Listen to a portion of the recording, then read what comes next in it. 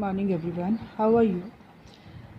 Students, today we start with the again numerical portion of some basic concepts of chemistry, and in this session we discuss about the numerical based on mole fraction and some of the NCERT numericals. Fine.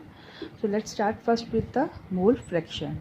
Now I write the first question which is based on the mole fraction. In this I discussed one question of mole fraction and one question from your NCERT. I write the number of that question so you can look from your book. So question is,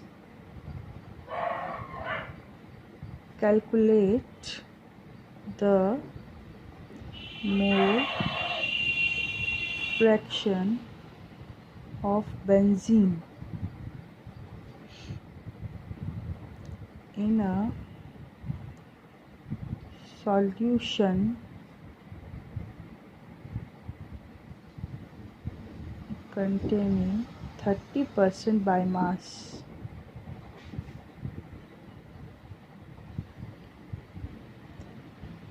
of it in CCl4. This is a carbon tetrachloride. Fine. So in mole fraction we have discussed that in one you can say in one solution there is a mixture of one or two components. ठीक है, तो आप उसमें चाहे हमने Na और NB करके बात करी थी कि Na क्या है, मोल फ्रैक्शन ऑफ सॉल्यूट है, NB क्या है, मोल फ्रैक्शन ऑफ सॉल्वेंट है. तो आप NB को भी सॉल्यूट कंसीडर कर सकते हो, Na को भी सॉल्वेंट कंसीडर कर सकते हो. That is not the matter of confusion. Fine. So let's start. अब यहाँ पे क्या कंसीडर किया गया है कि यहाँ पर आपको 30% जो मोल फ्रैक्शन है बेंजीन का इन अ सॉल्यूशन इट कंटेन 30%. कि मोल फ्रैक्शन तो नहीं हम कह सकते, लेकिन बेंजीन का जो मोल फ्रैक्शन कंसीडर है वो 30%. बेंजीन को 30% बेंजीन आपका CCl4 में प्रेजेंट है. तो हमें एज्यूम करना पड़ेगा कि जो टोटल सोल्यूशन है, जो पूरे सोल्यूशन का मास है वो कितना है, 100. So let the mass of solution is equals to 100 gram. Fine. ये है टोटल सॉल्यूशन का मास. ठीक. अब इसमें बेंजीन का मास कितना है, यह परसेंटेज के अकॉर्डिंग तो पूछा नहीं कि परसेंटेज हम, क्योंकि मोल फ्रैक्शन निकालना है तो ऑब्वियसली मासेस में बात करेंगे. Mass of benzene is equals to 30 gram. तो आपका जो बच गया वो किसका होगा, CCl4. तो हम कह सकते हैं mass of CCl4 is 70 gram, है ना. It is like this 100 minus 30. Fine. So अब मोल फ्रैक्शन, अगर हम मोल फ्रैक्शन ऑफ बेंजीन का मॉलिक्यूलर फार्मूला होता है C6H6. ठीक है, उसे हम कंसीडर कर लेते हैं Na और मोल फ्रैक्शन हम कंसीडर कर लेते हैं CCl4 को NB. अब हमें मोल फ्रैक्शन ऑफ बेंजीन कैलकुलेट करना है.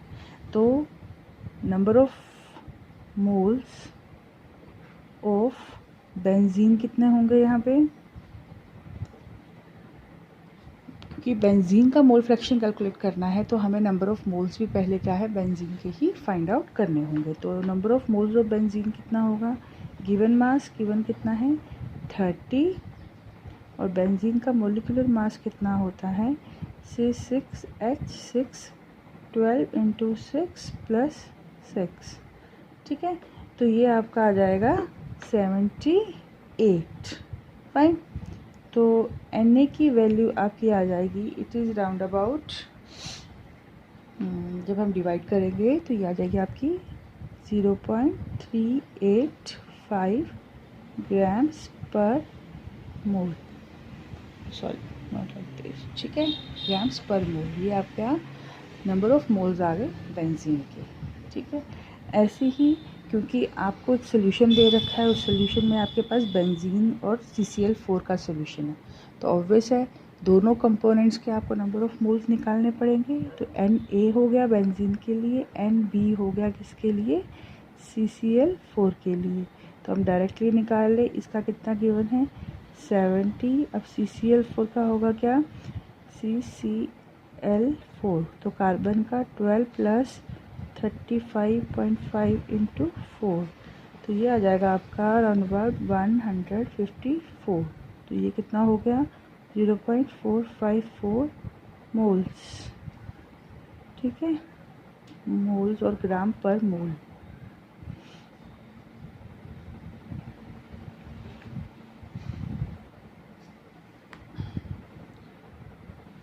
सॉरी, यहाँ पे भी ग्राम्स नहीं आएगा क्योंकि मोल्स है, तो हम इसको मोल्स में ही कंसीडर करेंगे, ग्राम्स ग्राम्स तो कट जाएंगे। फाइन। तो अब हमारे पास मोल फ्रैक्शन किसका निकालना है हमें, C6H,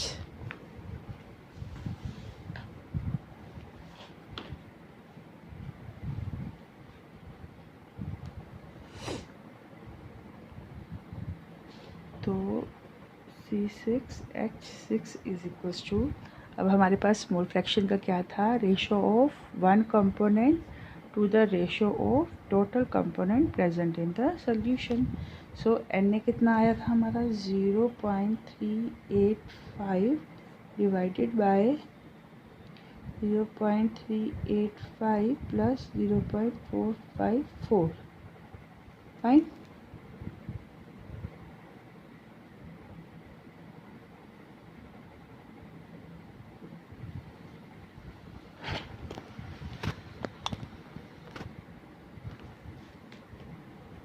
So the answer is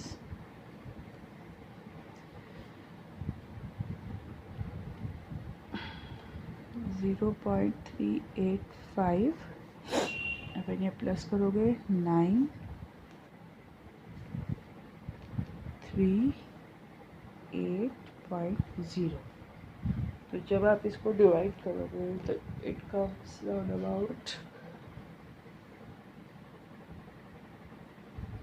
0.459, तो ये आ गया आपका मोल fraction of benzene.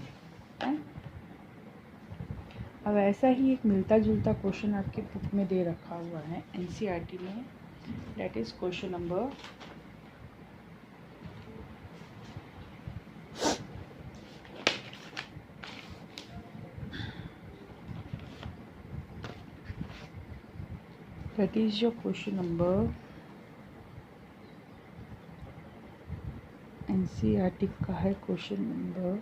1.29.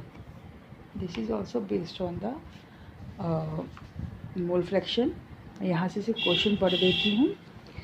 Calculate the molarity of a solution of ethanol in water.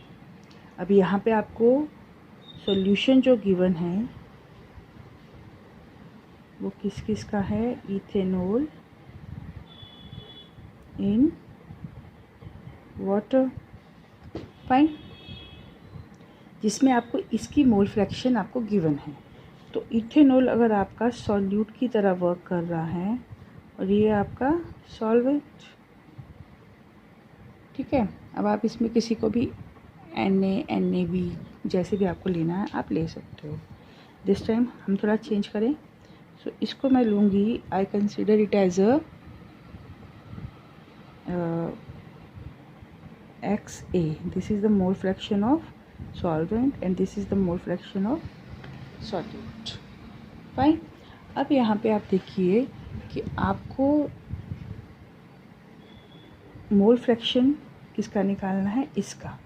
तो XB का मोल फ्रैक्शन क्या होगा, number of moles of A upon number of moles of A plus number of moles of B, ठीक। ये तो हो गया हमारा मोल फ्रैक्शन का फॉर्मूला, क्योंकि XB तो आपको वैसे भी गिवन है। तो सबसे पहले आप number of moles he find करेंगे, ठीक।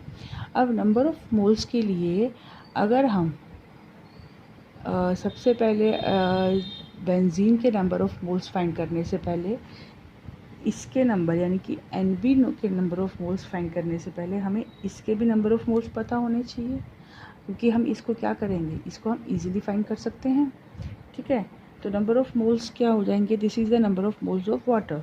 तो number of moles of water क्या होगा, अब जो सॉल्यूशन का अमाउंट है, अगर हम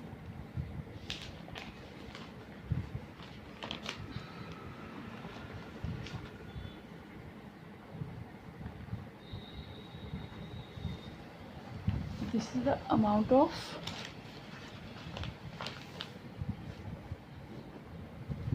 सो Na को हम नॉर्मली क्या होगा, number of moles is given mass upon molar मास।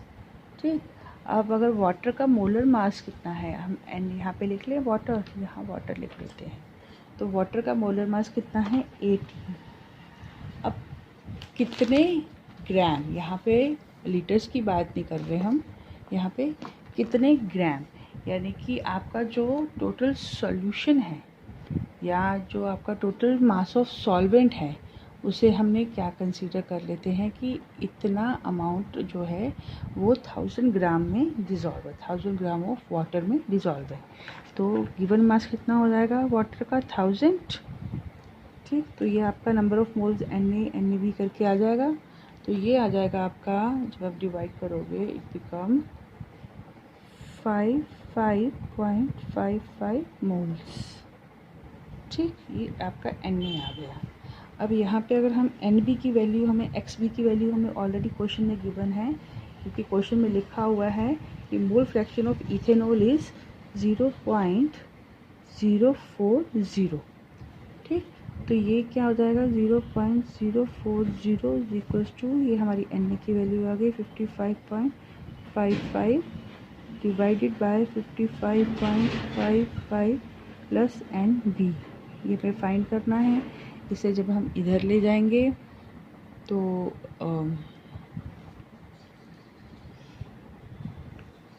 ये क्या बनेगा हमारा 0.040 55.55 plus Nb is equal to 55.55।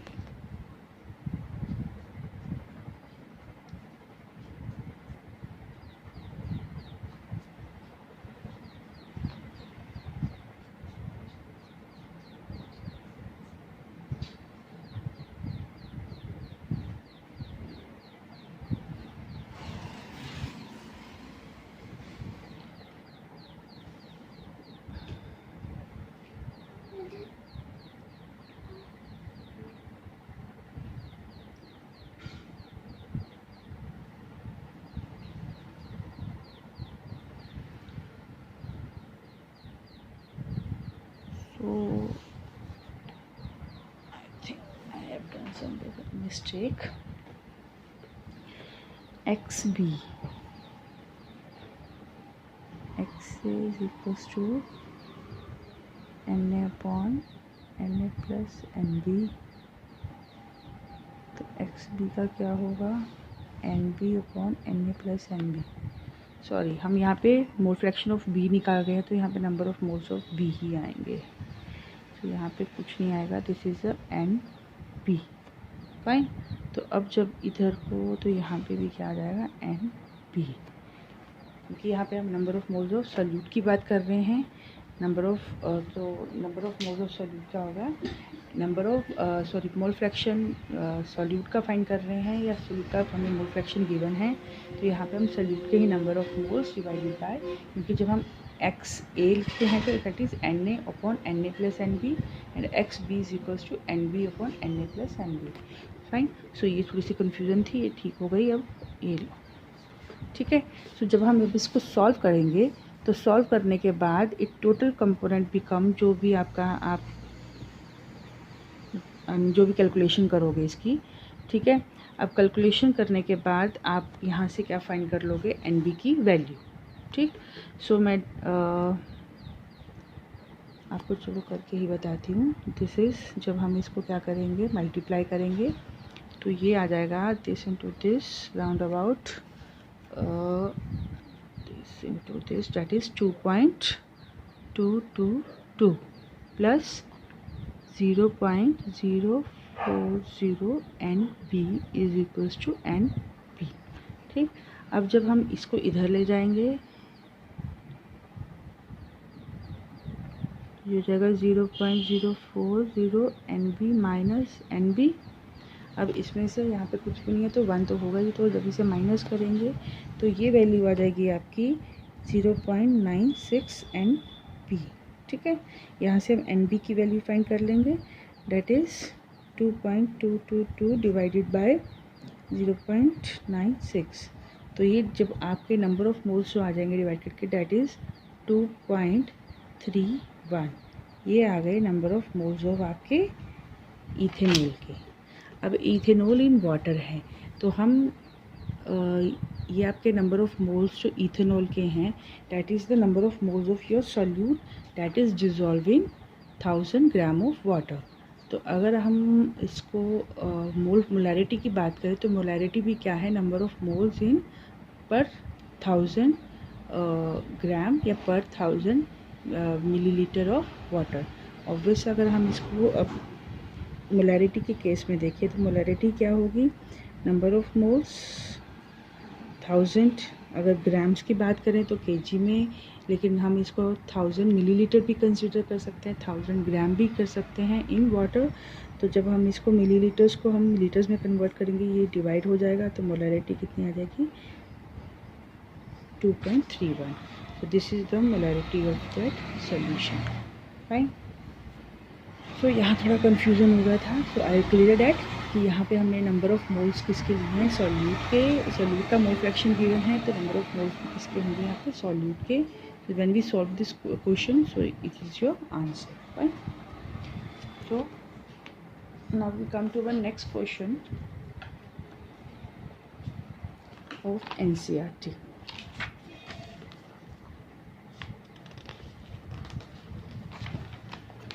Now this is question number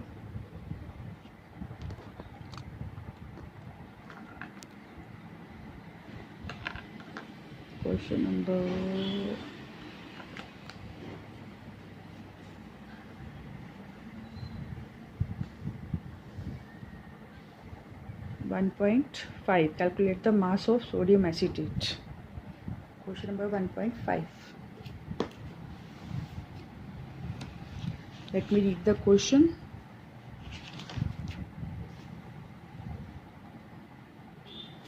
now question is, you have to calculate the mass of sodium acetate।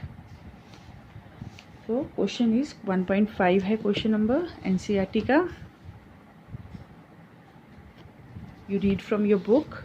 question is, calculate the mass of sodium acetate required to make 500 ml of 0.375 molar aqueous solution. Molar mass आपको यहाँ पे given है, volume आपको यहाँ पे millilitres में given है। आपको मास फाइंड करना है और आपको मास से क्या फाइंड करनी है, मोलैरिटी भी आपको यहाँ पे I think molar aqueous solution, this is your molarity 0.375। यहाँ पे आपको क्या क्या गिवन है, मोलैरिटी गिवन है, that is 0.375 molar aqueous solution लिखा हुआ है। इट मीन्स मोल पर लीटर सोल्यूशन, ठीक है। उसके बाद आपको गिवन है यहाँ पे वॉल्यूम 500 ml, ठीक। और आपको यहाँ पे मोलर मास भी गिवन है, that is 82.0245 grams, right। so सबसे पहले मोलैरिटी का formula that is mass upon molar mass into V, और यहाँ पे आपको क्योंकि मिलीलीटर्स में गिवन है तो आप यहाँ पे 1000 लिखोगे to convert into litres, fine. अब मोलैरिटी कितनी आपको यहाँ पे गिवन है 0.375। वेट मास आपको फाइंड करना है, मोलर मास आपको यहाँ पे गिवन है 245 इंटू 500 इंटू 1000। आप इसको कट करेंगे, हो जाएगा इतना। अब यहाँ से आप W की वैल्यू फाइंड करेंगे तो ये आ जाएगी आपकी 0.375 इंटू 82245 इंटू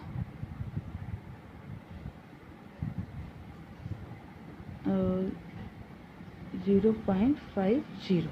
हमने फॉर्मूला भी करा था इसका कि जब हम मास निकालते हैं तो मोलर मास मोलैरिटी को क्या करते हैं हम मल्टीप्लाई कर देते हैं, तो ये आपका जो आएगा answer that is round about 15 0.37 grams. ठीक है, तो ये तो डायरेक्ट क्वेश्चन था, तो it is a easy one. So next question is concentration of density. अब नेक्स्ट क्वेश्चन आपका क्वेश्चन नंबर 1.6।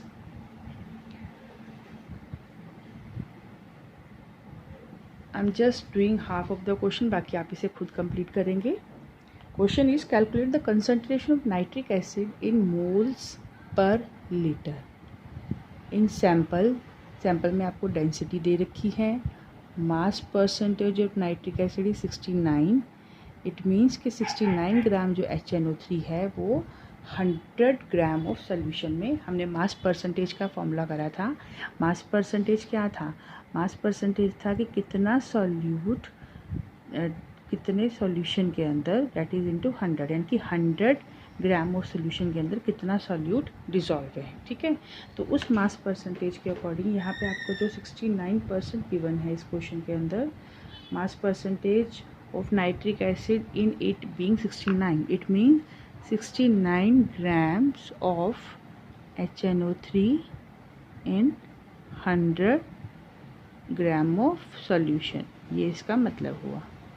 ठीक है, अब ये मास परसेंटेज है, तो ये तो हो गई आपके सॉल्यूट की, तो सॉल्यूशन की मास कितना हो जाएगा? It means mass of solution कितना हो गया आपका? 100 ग्राम। फाइन, और डेंसिटी आपको कितनी गिवन है? 1.41 ग्राम पर मिलीलीटर। अब यहाँ से आप क्या सबसे पहले क्या निकालोगे? वॉल्यूम। क्योंकि डेंसिटी क्या होती है? Mass upon volume. तो अगर डेंसिटी क्या है आपकी? मास अपॉन वॉल्यूम, तो वॉल्यूम क्या होगा? Mass upon density. मास कितना आपका? 100, डेंसिटी कितनी है? 1.41।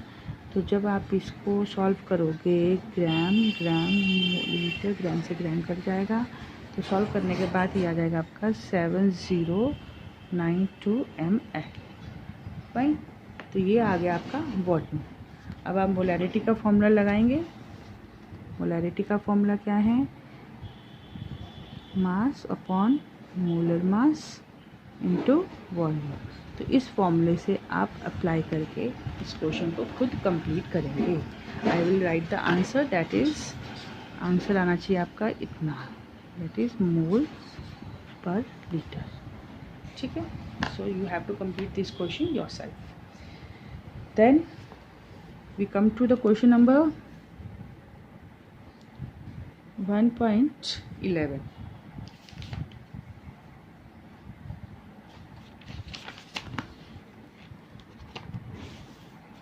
अगेन 1.11 भी ऑलमोस्ट सेम क्वेश्चन है, so you can do it yourself. यहाँ पे आपको concentration of sugar, what is the concentration of sugar in moles, यानी कि मोलैरिटी निकालनी, मोल्स पर लीटर। 20 ग्राम आपको यहाँ पे मास गिवन है। यहाँ पे आपको गिवन क्या है? आपको यहाँ पे फाइंड क्या करनी है? मोलैरिटी आपको फाइंड करनी है। आपको यहाँ पे जो गिवन मास है वो कितना है? 20 ग्राम्स, जो dissolve into enough to make the volume up to 2 litres. Fine, अभी यहाँ पे आपको ये चीज़ निकालनी है, यानी कि मोलैरिटी फाइंड करनी है। तो वो क्या होगी? मास upon molar mass into volume. Volume क्योंकि आपको यहाँ पे लीटर्स में ऑलरेडी गिवन है, तो यहाँ पे आप उसको मिलीलीटर्स में कन्वर्ट करोगे नहीं, तो डैट इज़ आपको कुछ ऐसा नहीं करना है। ठीक है, so by applying this question you can solve the question yourself. This is question number 1.11 of your NCERT। Fine, अब इसका आंसर मैं आपको लिख देती हूँ यहाँ पे 0.029 मोल्स अगेन पर लीटर, क्योंकि मोलैरिटी निकालनी है। पूछा हुआ है ना, what is the concentration of sugar in moles per litre. Moles per litre किसके लिए? उसका यूनिट है मोलैरिटी का, तो यहाँ से आपको पता चल जाएगा कि आपको क्या फाइंड करना है? मोलैरिटी। फाइन, उसके बाद नेक्स्ट क्वेश्चन है आपका क्वेश्चन नंबर 1.12। यहाँ पे आपको डेंसिटी गिवन है, यहाँ पे आपको वॉल्यूम निकालना है, और एक आपको वॉल्यूम यहाँ पे गिवन है और एक आपको यहाँ मोलैरिटी भी गिवन है। तो ये हमने यहाँ पे टॉपिक हमारा जूम क्लास में छूट गया था। तो यहाँ पे जो टॉपिक अगर मैं कहूँ तो ये कुछ एक टॉपिक जो हमारा जूम क्लास में छूट गया था, that is for mixture of solution. तो मैं यहाँ पे भी डिस्कस कर देती हूँ उसको। मिक्सचर ऑफ सॉल्यूशंस, यानी कि अगर हमारे पास एक से ज़्यादा सोल्यूशन, क्या हो, कोई सोल्यूशन है हमारे पास जिसकी मोलैरिटी m1 है, वॉल्यूम v1 है। ठीक, अब ये तो हमारा एक सोल्यूशन हो गया। दूसरा सोल्यूशन है हमारा m2 v2। हमने क्या करा, एक और कंटेनर लिया, तो उसके अंदर ये क्या करा, सॉल्यूशंस को डाल दिया। तो अब मोलैरिटी क्या हो जाएगी, चेंज होगी। तो मोलैरिटी m3, वॉल्यूम दोनों का क्या है, जितना वॉल्यूम इसके अंदर था इतना ही इसका। तो क्या करेंगे, इसको वॉल्यूम v1 प्लस v2। तो जब हमारे पास मिक्सचर ऑफ सॉल्यूशंस होता है तो हम नॉर्मली निकालते हैं m1 v1 plus m2 v2 is equals to m3 v1 plus v2। तो m3, अगर मोलैरिटी हमें थर्ड मोलैरिटी निकालनी है तो हम इस मेथड से क्या है, मिक्सचर ऑफ सॉल्यूशंस की मोलैरिटी को फाइंड करते हैं। फाइन। तो ये थोड़ा सा मुझे उस टाइम नहीं लगा, इसलिए मैं वहाँ पे डिस्कस नहीं कर पाई। ठीक है, अगर नेक्स्ट क्वेश्चन हमारा है क्वेश्चन नंबर जो हम बता रहे थे 1.12। सो इस क्वेश्चन के अंदर क्या है, आपको डेंसिटी गिवन है, आपको वॉल्यूम फाइंड करना है। What is the volume needed for making इतने लीटर ऑफ इट्स। तो वॉल्यूम जब फाइंड करना है, सबसे पहले आप क्या करोगे, यहाँ पे वॉल्यूम फाइंड करने के लिए ऑब्वियस है आपको डेंसिटी, अब ये चीज़ याद रखनी है कि डेंसिटी मास अपॉन वॉल्यूम। ठीक, अब क्वेश्चन क्या है, केजी पर लीटर के लिए, यानी कि डेंसिटी, देन योर वॉल्यूम जो गिवन वॉल्यूम है। तो सबसे पहले हम यहाँ पे क्या करेंगे, हमें इस वॉल्यूम को फाइंड करने के लिए हमें क्या करना पड़ेगा, मोलैरिटी को निकालना पड़ेगा, क्योंकि मोलैरिटी, ये वॉल्यूम फाइंड करने के लिए, क्योंकि मास भी हमें फाइंड, क्योंकि मास हमें यहाँ पे गिवन नहीं है क्वेश्चन के अंदर, तो हमें डेंसिटी ओनली इज़ गिवन, तो हमें मास फाइंड करना पड़ेगा। मास फाइंड करने के लिए हमें क्या करना पड़ेगा, मोलैरिटी को फाइंड करना पड़ेगा। मोलैरिटी से हमारा मास निकलेगा और देन जो वॉल्यूम भी आपका क्या है,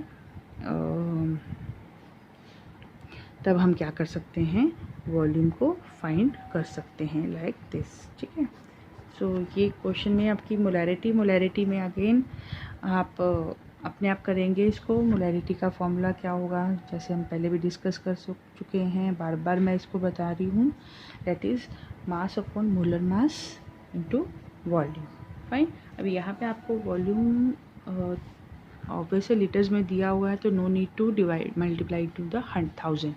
ठीक, सो यहाँ से आप W फाइंड कर लेंगे। W is mass into molar mass into volume. तो ये W निकल जाएगा।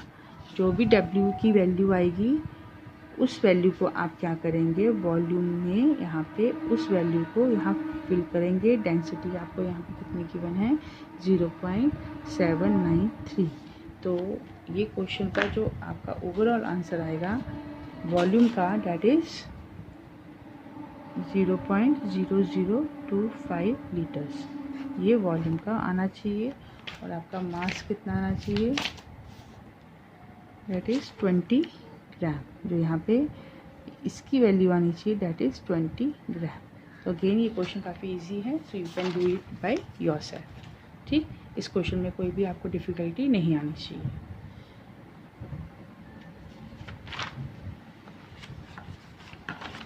So almost I have discussed so many questions of this chapter. So then the question based on molarity,